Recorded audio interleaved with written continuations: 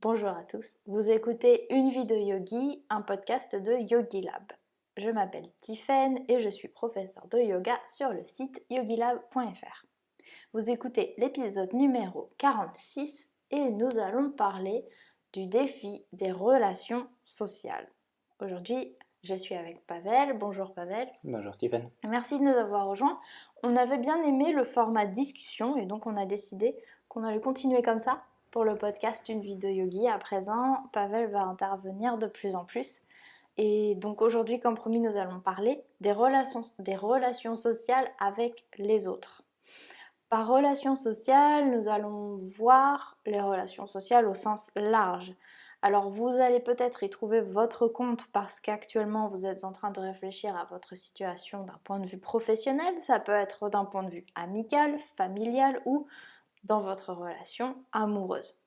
Dans tous les cas, les idées que l'on va partager aujourd'hui sont inspirées de deux choses. Des enseignements du yoga, forcément, et de nos expériences personnelles. Alors l'idée, c'est que vous en tiriez ce qui vous parle, ce qui vous inspire, et que vous laissiez de côté ce qui ne vous parle pas, ce qui ne vous inspire pas. Nous ne sommes pas là pour vous dire comment agir, mais on aime bien l'idée de réfléchir ensemble à toutes ces questions parce que les relations sociales occupent une très grande partie de notre vie. À côté de ce qui peut être un problème d'un point de vue matériel, un problème d'un point de vue de santé, les autres occupent une place très importante dans notre vie. Et qu'est-ce qu'on serait sans les relations sociales? Alors, on va en parler aujourd'hui. Et pour ça, on a un petit plan. On avait envie d'évoquer plusieurs idées avec vous. Premièrement, on va voir en quoi ce qui nous dérange chez les autres est bien souvent quelque chose qu'on peut travailler chez nous-mêmes. Parce que vous le savez, dans la pratique du yoga, ce qu'on adore, c'est regarder à l'intérieur de nous-mêmes, à l'intérieur, l'introspection. Et c'est ça qui nous permet en général de nous remettre en question, pour nous apercevoir que finalement, généralement, le gros du travail, ça se fait sur soi-même, même quand il s'agit des autres. On a un petit peu cette tendance à vouloir transformer les autres et à vouloir les changer quand on n'aime pas quelque chose chez eux. Mais il y a aussi cette idée, et je l'aime bien, que si quelque chose nous dérange chez les autres, c'est peut-être parce qu'elle est le miroir de quelque chose qu'on voit chez nous. Alors, Pavel, je crois que c'est une idée aussi qui te parle. Ouais. Euh, et est-ce que tu saurais expliquer avec des mots simples en quoi ce qu'on peut voir chez les autres et ce qui nous dérange, tu sais, ce qui crée une petite émotion de gêne, de peur, de tristesse ou de colère, chez... on dit que c'est de la faute des autres et on a souvent tendance à dire tu m'as rendu triste, c'est de ta faute ou toi je t'aime pas, il y a un truc que j'aime pas chez toi. Et bien souvent en fait on s'aperçoit que ce truc qui résonne en nous, ben, c'est en nous qu'il résonne finalement. Oui, c'est ça. Moi, j'aime bien cette idée biologique, cette idée un petit peu neurologique des émotions. Alors, c'est quelque chose qui a bien sûr beaucoup d'éléments. On peut regarder sur les émotions des différents points de vue, d'un point de vue psychologique, d'un point de vue philosophique, d'un point de vue spirituel, mais on peut regarder aussi d'un point de vue biologique et neurologique. Alors, d'un point de vue biologique et neurologique, ce qui se passe à l'intérieur de nous, c'est lié avec vraiment ce qui se passe à l'intérieur de nous. C'est assez rigolo parce que la neurologie, elle rejoint le côté spirituel. Alors, nos émotions, notre création, euh, c'est notre faute, et c'est notre faute et c'est aussi notre ressource.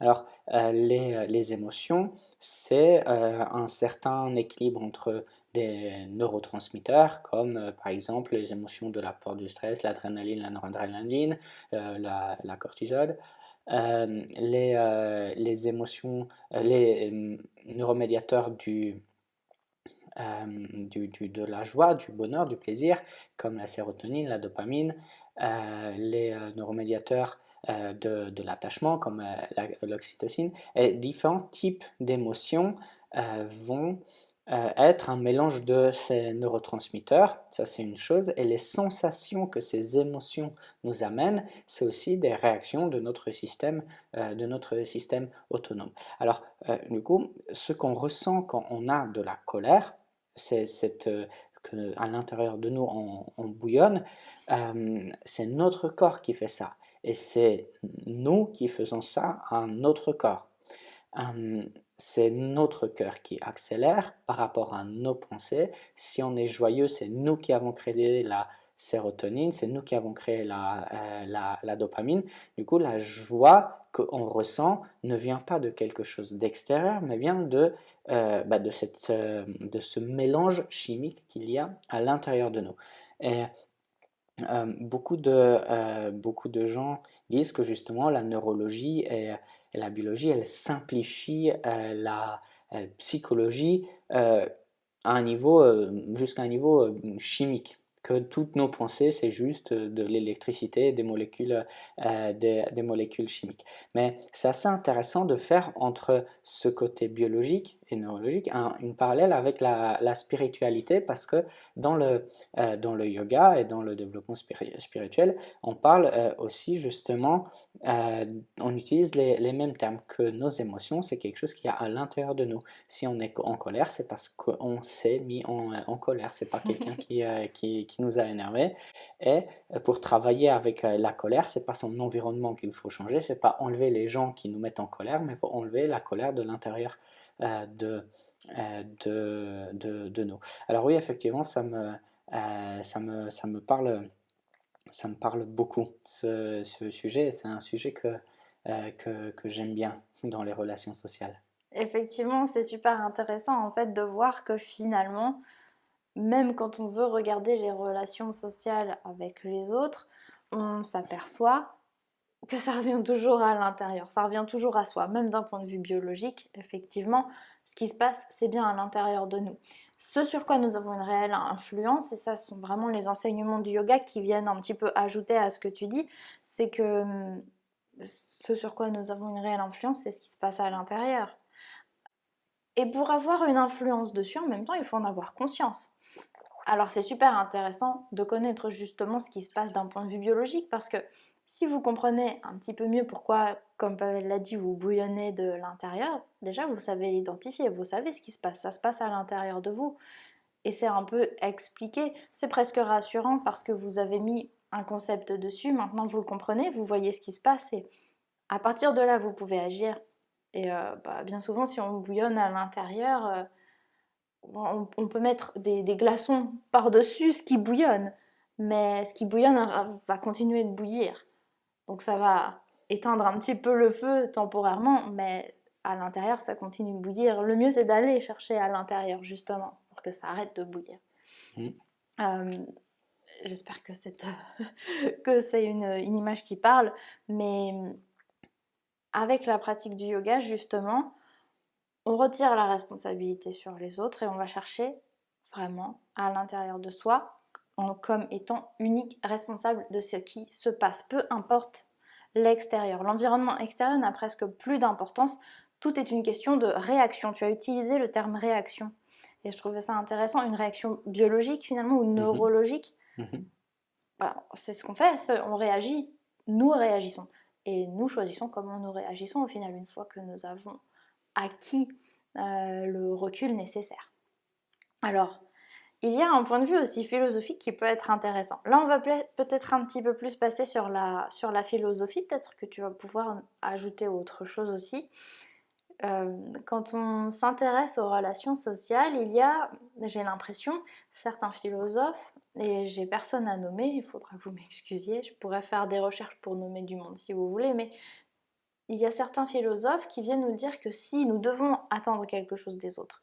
Parce qu'avec notre approche actuelle, on peut se dire, bah alors dans ce cas, on n'attend absolument rien des autres et tout vient de l'intérieur de nous. Dans ce cas, les autres ne comptent pas, notre bonheur ne vient que de nous. Il y a cette école. Et j'ai l'impression qu'il y a une autre école avec des philosophes qui disent, mais si, nous avons le droit d'attendre des autres parce que nous sommes l'humain et l'humain est aussi défini par la relation sociale aux autres. Alors si on évolue et si on crée un système dans lequel on ne compte pas sur les autres et dans lequel finalement on ne compte que sur soi, on ne regarde qu'à l'intérieur, eh bien c'est un peu tout qui s'effondre parce que à quoi servent nos relations sociales si on est content à l'intérieur? On n'a plus besoin de personne. Alors, je sais pas, j'ai encore un petit peu de mal à combiner les deux, personnellement. Je pense qu'il y a une place pour les deux, tout simplement parce qu'une fois que nous sommes en paix à l'intérieur, on peut ensuite fleurir dans les relations sociales et compter sur les autres, mais de manière plutôt saine et sereine, et pas d'une manière où vraiment on s'accroche aux autres et on attend des autres, on veut quelque chose d'eux, quelque chose de précis, on veut qu'ils pallient à nos éventuels manques, à nos éventuelles lacunes, mais plutôt on est là pour ajouter aux autres ou pour apporter aux autres ou pour être présent avec les autres, pour prendre ce qu'ils ont à nous offrir et pour offrir ce qu'on a à offrir. Créer une relation saine, mais à partir d'un intérieur sain. Mhm. Alors, Je pense, je pense que c'est quelque chose effectivement qui peut être un peu perturbant parce qu'on dirait que l'un peut exclure l'autre. Mais euh, je pense qu'à chaque pensée, comme ça, il faut ajouter un contexte qui est précis.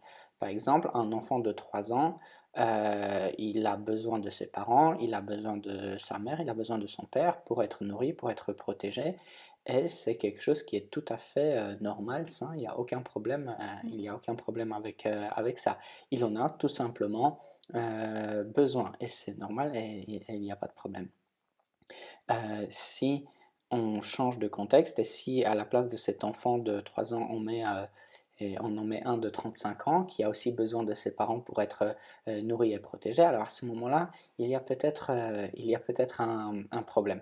Alors, chaque, on va dire, phrase, chaque énoncé comme ça, il va être potentiellement vrai dans un contexte et potentiellement faux dans un autre. Mais je pense que ce qui est important là-dedans, c'est que on n'a pas d'influence, de grande influence sur comment les autres personnes sont. On peut avoir une influence sur ce qu'ils font. Ça s'utilise par exemple dans la vente. Les vendeurs, quand ils se forment, on leur met dans la tête, et c'est en partie vrai, que quand le vendeur est bon, il pourra vendre tout à tout le monde.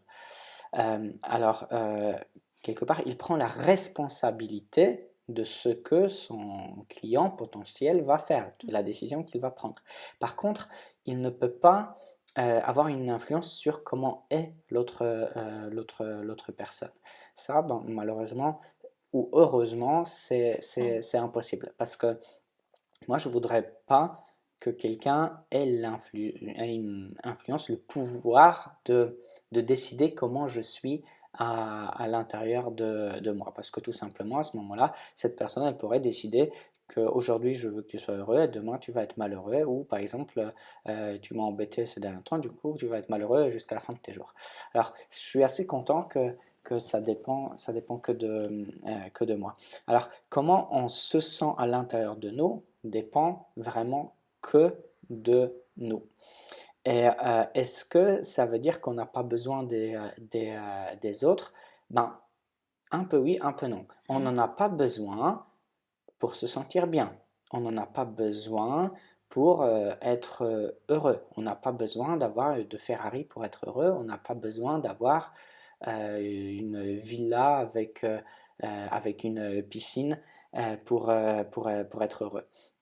On a besoin d'avoir juste une attitude positive à l'intérieur de nous et ça, pour nos émotions, pour notre bonheur, ça suffit et c'est ce qui est enseigné justement par beaucoup de philosophies, notamment des mystiques du yoga, du bouddhisme, que ce travail, ce bonheur, on peut le trouver à l'intérieur de nous.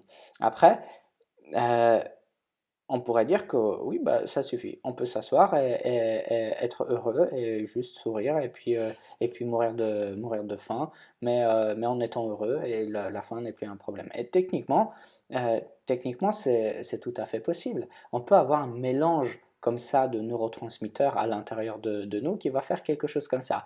Et, on connaît des situations comme ça. C'est les drogues, par exemple, tous les opioïdes, les drogues les gens qui se droguaient à l'opium, ben, ils arrêtaient de manger, ils étaient tout contents, ils avaient leur drogue, ils étaient dans leur monde et ils mouraient. Mais la molécule de l'opium euh, existe dans notre corps, existe dans notre système nerveux, des opioïdes, des endorphines. C'est la même famille que la morphine. La morphine est un opioïde, ce qu'on donne pour les grandes douleurs. On a cette molécule à l'intérieur de nous. C'est possible quelque part de s'entraîner jusqu'à un tel point pour qu'elle soit sécrétée, pour être anesthésiée de tout et tous les besoins physiologiques vont aller sur un autre plan. Et effectivement, à ce moment-là, on peut être juste heureux, s'asseoir, fermer les yeux et nager dans notre bonheur et juste finir notre vie comme ça. Après, on peut aussi, à partir de ce moment-là, ben, réfléchir, est-ce que ça nous suffit? Parce que si on arrive à un endroit comme ça, ben, c'est chouette, peut-être ça nous suffit. Peut-être on veut amener d'autres gens vers le bonheur, ou peut-être on veut améliorer quelque chose dans notre communauté, ou on veut que notre famille soit plus heureuse, ou on veut qu'il y ait la paix et l'amour dans le monde. Alors, il y a beaucoup de possibilités, mais pour toutes ces possibilités, pour toutes les autres choses où il y a les autres dans le plan, alors à ce moment-là, on a besoin des relations sociales parce que on ne peut pas tout seul, en étant juste une seule personne, changer le monde. Ça, c'est tout simplement pas possible. On a besoin que les autres personnes nous suivent. Il n'y a personne qui est arrivé à ça. Bouddha, il a fait le bouddhisme, mais c'est les bouddhistes qui ont fait derrière le bouddhisme. C'est pareil avec Jésus. Il a fait sa vie, mais derrière, c'est les gens qui ont suivi ses enseignements qui ont fait une religion maintenant qui est, on va dire, assez grande. Et pour avoir un impact sur le monde ou sur notre entourage, on a besoin de ces relations sociales. On n'en a pas besoin pour notre propre équilibre intérieur, mais on en a besoin pour le travail, pour l'argent. L'argent, on en a besoin, par exemple, pour l'éducation, la nôtre, ou si on a des enfants, l'éducation de nos enfants, pour, euh, sauver des chats. Par exemple, on va à la SPA, on prend un chat, il faut le nourrir. Et pour sauver des animaux, on a besoin de l'argent. On pourrait dire que oui, mais si tout le monde se comporterait bien, on n'aurait pas besoin de sauver les chats. Oui, mais en attendant que tout le monde ne se comporte pas bien, ben déjà nous on peut se comporter bien, ça c'est une chose. Et dans le contexte qui est notre réalité, euh, on a besoin des relations sociales, on a besoin de l'argent, on a besoin du travail, on a besoin de interagir avec d'autres personnes, y compris par exemple parfois des grandes chaînes comme, je sais pas, Auchan pour aller acheter à manger, tout simplement parce que dans la réalité qui est la nôtre, c'est la meilleure solution. On ne peut pas à chaque fois faire, je sais pas, 50 km pour aller trouver un légume biologique vers une direction ou vers une autre direction, parce que tout simplement on n'a pas le temps, parce qu'on a un certain équilibre et pour le préserver, on doit faire certaines concessions et trouver un comportement juste dans l'environnement qui est le Oui. nôtre. Ça rejoint quelque chose d'ailleurs que tu dis assez souvent, c'est qu'on fait tous de notre mieux avec ce qu'on a. Et c'est un peu ça rejoint un petit peu ça. Si on devait résumer, on fait tous de notre mieux avec ce qu'on a. Oui, et Euh, ce qu'on a, c'est pas juste ce qu'on a dans notre porte-monnaie ou notre non, compte en bien banque, sûr. mais aussi dans notre tête comme expérience, comme information, comme éducation, comme patrimoine culturel, comme environnement. Et si un soldat il est à la guerre, euh, et il y a l'ennemi qui avance vers lui, bon, c'est pas forcément la meilleure solution de dire que ben, maintenant, non, la guerre c'est pas bien et lui il va être pacifiste. Bah, parce que tout simplement, ils vont le tuer, ça va rien changer. Et il n'aura pas d'impact Mmh. pas d'impact positif sur son entourage. Il peut, par exemple, se retirer, changer de métier, écrire un manifeste, être journaliste et parler de la situation. À ce moment-là, il aura un impact. Mais au moment où il est en train de faire la guerre, ça, c'est pas le moment pour,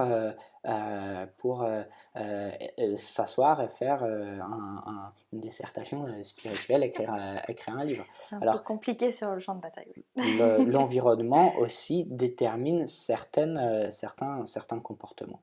Mmh. Alors, on a bien vu que, pour résumer encore une fois, on va le répéter, tout vient de l'intérieur. Mais alors, qu'est-ce que ça veut dire? Ça veut aussi dire qu'il y a une certaine idée qui est vraiment libératrice, parce que ça, c'est une erreur que j'ai commise plusieurs fois personnellement. Je pense qu'on l'a tous fait. C'est que on a envie d'aider, on a envie de bien faire. Alors, on va prendre la responsabilité de la façon dont se sentent les autres. On va trouver des personnes qui peut-être résonnent en nous, dont la douleur, dont l'expérience résonne en nous, et on va se dire, ben moi, je vais peut-être réussir un petit peu à m'en sortir et je vais les aider eux aussi. Et tu parlais tout à l'heure de partager le bonheur, d'aider notre famille par exemple. Et donc là, on en vient en fait, parce que ça c'est quelque chose que vous me dites assez souvent aussi quand on échange ensemble sur Instagram par exemple, eh bien c'est que vous, par vos changements, à vous, personnels, vous décevez votre entourage. Parce que vous changez, par exemple, admettons que vous êtes une fille et que vous êtes dans un couple hétérosexuel, votre copain est déçu par vous parce que vous avez changé, parce que vous allez trop dans la spiritualité, vous n'êtes plus la même personne, vous ne raisonnez plus avec cette personne. Ou alors votre meilleur ami vous dit que vous avez changé, vous êtes quelqu'un d'autre et bah, c'est plus aussi intéressant parce que, je ne sais pas, vous avez moins de problèmes ou vous ne raisonnez plus avec cette personne. Bref, vous prenez la responsabilité en fait de la façon dont les autres se sentent et c'est assez noble et puis en même temps finalement quand j'ai compris ça, quand j'ai compris que j'avais ça à l'intérieur de moi, je me suis dit oui bon quand même c'est aussi un petit peu une question d'ego hein, de croire qu'on peut sauver le monde en quelque sorte. Alors c'est très noble d'avoir envie d'aider les autres, simplement tout comme vous êtes responsable de ce qui se passe à l'intérieur de vous, j'aime penser que les autres le sont, ils sont responsables de ce qui se passe à l'intérieur d'eux-mêmes et vous ne pouvez pas influer si une personne n'est pas prête à recevoir votre aide, si une personne n'a pas envie de recevoir votre aide parce que peut-être que ce n'est pas ce dont elle a besoin. Aussi chouette que cela puisse vous paraître, c'est peut-être vraiment pas ce dont elle a besoin. Peut-être que cette personne n'est pas prête.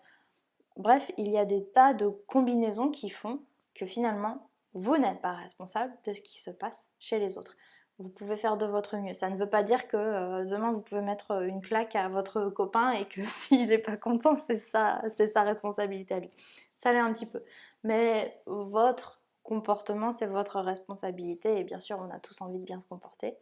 Alors, est-ce que ça t'inspire quelque chose à ajouter là-dessus? Le fait que les autres sont responsables, donc c'est pas à nous d'essayer de les aider, pas forcément s'ils sont pas prêts. On peut essayer. Oui, ça me fait penser ça me fait penser à une situation que je vois assez souvent. Dans le cabinet de kiné où je travaille, on accueille des stagiaires de l'école de kiné.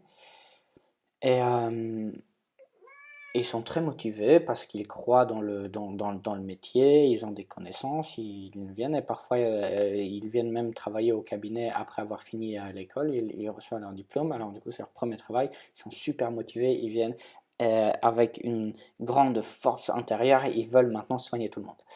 Et, euh, et ça tient 2, 3, 4 semaines et il y a une certaine déception qui arrive derrière et bah en fait ça marche pas.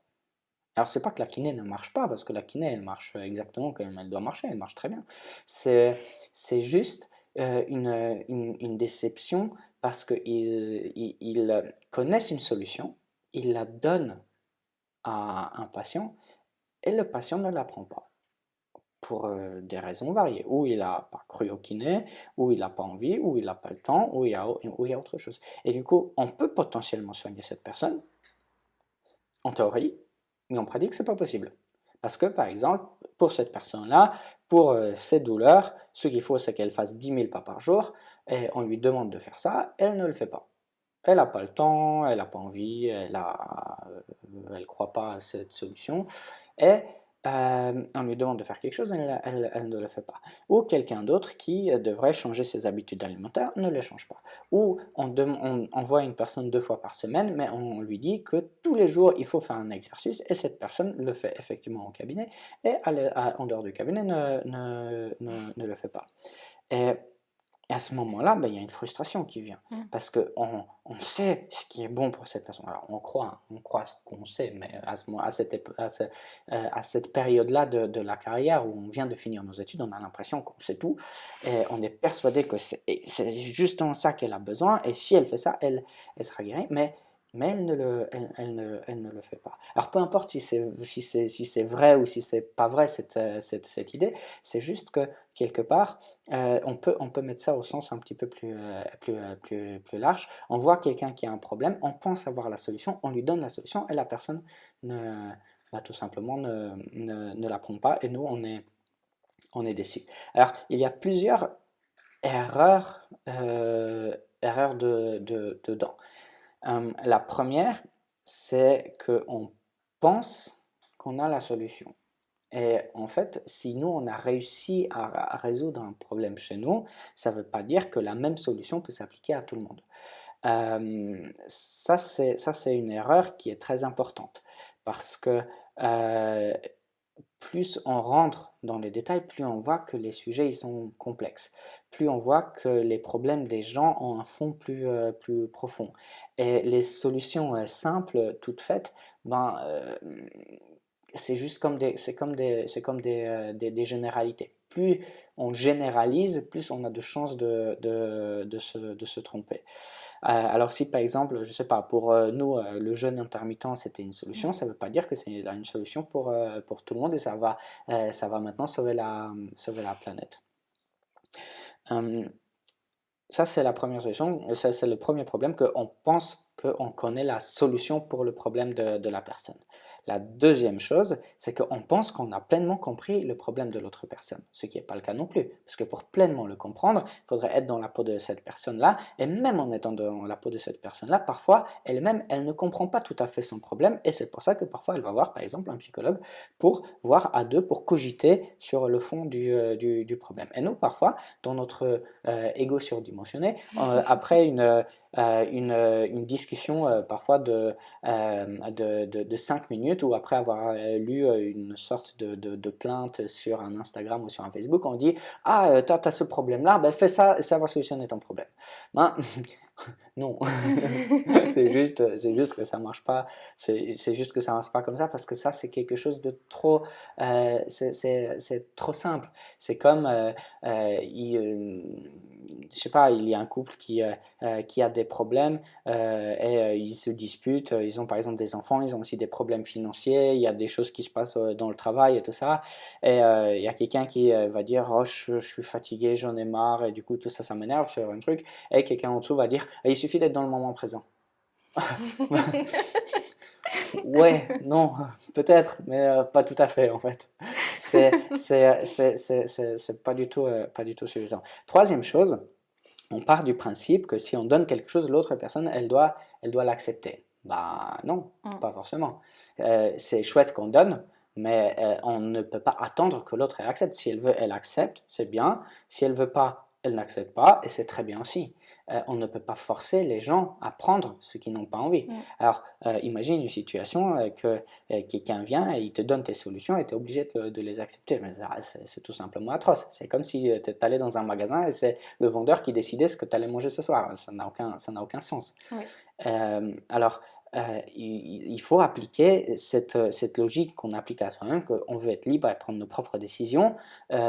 Il faut l'appliquer à d'autres personnes. Du coup, si on propose quelque chose, il faut s'attendre à ce que la personne elle va le prendre, et en même temps il faut s'attendre à ce qu'elle ne va pas le prendre, et dans les deux cas c'est très bien.